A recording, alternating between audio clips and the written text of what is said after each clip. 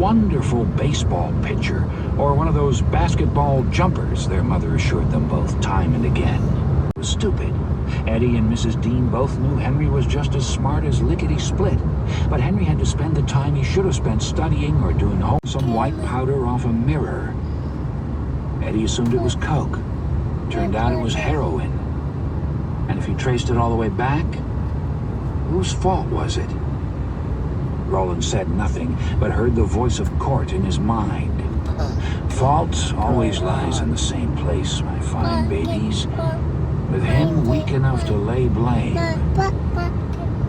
When he discovered the truth, Eddie had been shocked, then angry. Henry had responded not by promising to quit snorting, but by telling Eddie he didn't blame him for being mad. He knew Nam had turned him into a worthless shitbag. He was weak. He would leave. That was the best thing. Eddie was right. The last thing he needed was a filthy junkie around, messing up the place.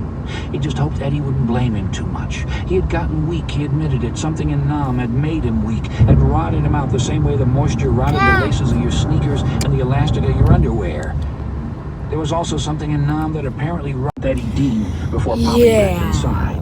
How's it going? It was like watching a Jack-in-the-Box in reverse. Eddie looked at Henry. Henry looked at Eddie. Look like Angel Baby done put on a few pounds, Henry said in a low voice. And then they were howling with laughter. And he couldn't understand why the hell he had made such a big deal past.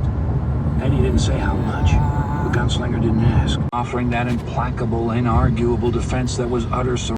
It was Eddie who didn't know the story, and Eddie who was really clear-headed for the first time. Henry barely even limped, except when he and Eddie were quarreling. Then the limp always seemed to get worse.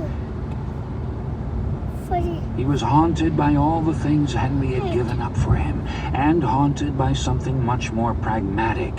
Henry, Bahamas, and Roland's sudden intervention in his life. Another man, less pragmatic than Roland, might have asked to himself, if not right out loud, why this one? Why this man to start? Why a man who seems to promise weakness or strangeness